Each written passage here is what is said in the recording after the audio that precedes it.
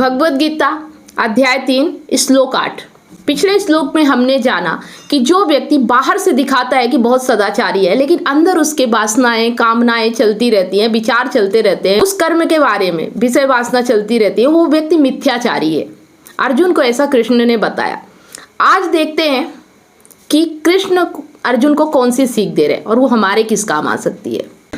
तो आज श्लोक 8 में कहते हैं, नियतम कुरु कर्म त्वम कर्म ज्यायो ह्या कर्मणः शरीर यात्रपि च तेना प्रसिद्धे द कर्मणः।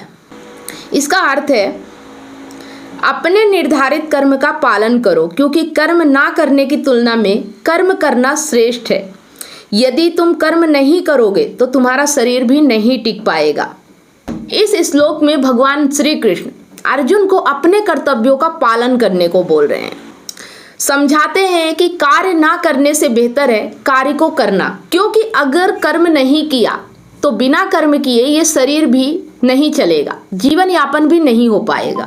कर्म करते हुए ही व्यक्ति अपने जीवन के उद्देश्य को प्राप्त कर सकता है। तो यहाँ पे हमें भी समझने की जरूरत है कि अर्जुन को कृष्ण कौन सा कर्म करने के लिए कह रहे हैं।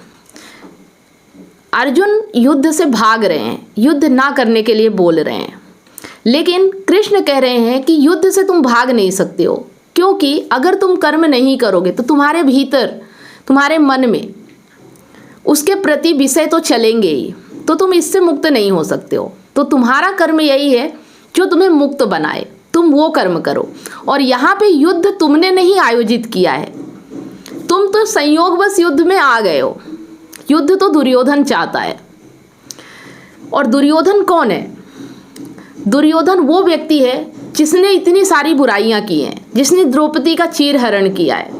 यहाँ सिर्फ द्रौपदी का चीरहरण नहीं हुआ है, यहाँ ये देखना है कि अगर दुर्योधन जीत जाता है तो ऐसी कितनी स्त्रियों का चीरहरण होगा। तुम्हें यहाँ सत्य के लिए लड़ना है, तुम्हें यहाँ मुक्ति के लिए लड़ना है। अगर तुम नहीं लड़ोगे तो क्या इस अपराध बोध से अपने आप को मुक्त कर पाओगे कि अगर मैं युद्ध करता तो ये नहीं होता, मैं दुष्कर्मों को बचा पाता। और जहाँ तुम ये कह रहे हो कि मेरे गुरु उधर खड़े हैं, मेरे भाई हैं, मैं उनके साथ युद्ध कैसे करूं, तो मैं कौन हूं?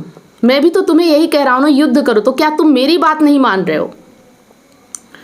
वो गुरु हैं जिन्होंने एकलव्य का अंगूठा मांग लिया, जो तुम्हें आज ये भी नहीं समझा पा रहे हैं कि तुम्हें युद्ध करना चाहिए या नहीं करना चाहिए। तुम असमंजस में हो, तो तुम उनको गुरु मान रहे हो जो खुद बंधन में है, जो खुद गलत का साथ दे रहे हैं। मैं तुम्हें सत्य की राह पे ले जा रहा हूँ, तुम्हें मुक्ति दिला रहा हूँ। तुम्हारे मन में जो विचार चल रहे हैं, जो तुम्हारे मन में प्रॉब्लम है, परेशानी है, उससे तुम्हें मुक्त करा रहा हूँ।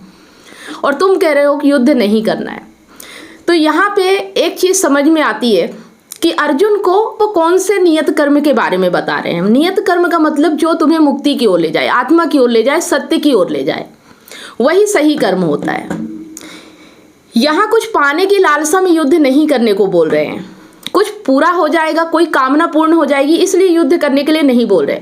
वो इसलिए युद्ध करने को बोल रहे हैं कि सत्य के लिए युद्ध करना है। यहाँ पे वर्ण के आधार पे भी कर्म करने को नहीं बोल रहे हैं कि अर्जुन क्षत्रिय इसलिए तुम्हें युद्ध करना है। कुछ लोग ये भी सोचते हैं कि हमारा कर्म ये है कि हमारी जाति ये है, तो इसके हिसाब से मुझे ये कर्म करना चाहिए। यहाँ जाति विभाजन नहीं कर रहे हैं, यहाँ सत्य के लिए कर्म करने को बोल रहे हैं। और सत्य की कोई जाति नहीं होती है। और अगर ये भी संसारी लोग बोलते हैं कि हम ग्रंथों के हिसाब से ही कर्म करेंगे, तो यहाँ पे खुद श्री कृष्ण ये बात कह रहे हैं, तो सबसे बड़े ग्रंथ तो वही हैं। और अगर हम गीता के अलावा कोई और बात मान रहे हैं, तो सिर्फ ये उसका आकलन होगा कि वो बात हमें सत्य की ओर ले जा रही है या नहीं ले जा रही है, मुक्ति की ओर ले जा रही है या नहीं ले जा रही है। अगर हम गीता की बातों पे चलेंगे तो हमें किसी और ग्रंथ की ज़रूरत ही नहीं है, हमें किसी और कर्म की ज़रूरत नहीं है। अगर हमने नियत कर्म कर लिया, संसार में हम बहुत सारे कर्म करते हैं, लेकिन हर कर्म हमें बंधन में बांध लेता है, हमें मोह में फंसा लेता है, हमें अपने आकर्षण में फंसा लेता है। तो फिर वो नियत कर्म कैसे हुआ? नियत कर्म का मतलब ही होता है आपको मुक्त कर देना, आपके अंदर की जो कामनाएं हैं वो नष्ट हो जाना। अब आप सिर्फ नियत कर्म करेंगे, आप सत्य के लिए कर्म करेंगे, और सत्य के लिए किया हुआ कर्म ही आपको मुक्त बनाता है, आपको बंधनों से आज़ाद कराता है। इसलिए अगर आप रिश्ते नाते इन सब चीज़ों में भी फंस रहे हैं, या संसार में ऐसा कोई भी कर्म कर रहे हैं, तो बस ये देखिए कि वो रिश्ते आपको मुक्ति की ओर ले जा रहे हैं कि बंधन में बांध रहे हैं। तो ये सब चीज़ें जब हम समझने लगते हैं कि सत्य क्या होता है, मुक्ति क्या होती है, आत्मा क्या होती है, जब हमें ये समझ में आ जाता है, फिर हमारा निष्काम कर्म होता है। मतलब इस संसार में दृश्य और दृष्टा दो ही हैं। ये संसार द्वैत है। जो दृश्य और दृष्टा दोनों को एक साथ देख पाता है वही आत्मस्थ होना कहलाता है। और ऐसा नहीं है कि आप अगर देख रहे हो तो कोई कर्म नहीं कर रहे हो, वो भी एक कर्म होता है, पर वो निष्काम कर्म होता है। तो कर्म तो करना ही है। अगर आप कुछ नहीं करोगे तो भी कर्म तो हो ही रहा है, क्योंकि अगर कर्म नहीं होगा तो ये शरीर चलेगा नहीं, तो कर्म तो करना ही पड़ेगा। तो यहाँ पे समझना यही है कि जो गलत कर्म होता है वो तो अपने आप होता ही है, वो तो आपको करना ही होगा, आपका शरीर ऑटोमेटिक कर ही रहा है। जैसे अगर मैं उदाहरण दे दूँ कि अगर आप इस शरीर के लिए मेहनत नहीं करते हो, सिर्फ आप भोजन कर रहे हो, भूख लग रही है, आप खा रहे हो, ऑटोमेटिकली आप सो रहे हो, आपके साथ हो रहा है, आप कर नहीं रहे हो, ये प्रकृति कर रही है। लेकिन अगर आप कुछ नहीं करोगे, यहाँ आपको चुनने की क्षमता होती है, क्योंकि आपके पास चेतना होती है। तो आपको कर्म तो करना ही है, लेकिन चुनाव ये करना है कि आपको सही कर्म करना है या गलत कर्म करना है। गलत कर्म अपने आप हो जाता है और सही कर्म आपको करना पड़ता है। अगर आप इस शरीर के साथ कुछ नहीं करोगे और जो हो रहा होने दोगे तो ये शरीर बर्बाद हो जाता है, फिर इसकी दुर्गति होती है। अगर आप खाए जा रहे हो, सोए जा रहे हो, कुछ नहीं कर रहे हो, बढ़िया आराम मस्त है कि चलो इसी में मज़ा है, तो एक दिन ऐसा आएगा कि ये मज़ा सजा बन जाएगी। लेकिन अगर आज आप सही कर्म करोगे, इस शरीर को वास्तव में जो फिट रखे, उसके लिए अगर आप थोड़ा संयमित भोजन कर लोगे, संयमित नींद ले लोगे, संयमित परिश्रम कर लोगे, तो ये शरीर आपका लंबे समय तक साथ देगा। आप जो भी सही कर्म करना चाहोगे उसमें ये सहयोगी बनेगा।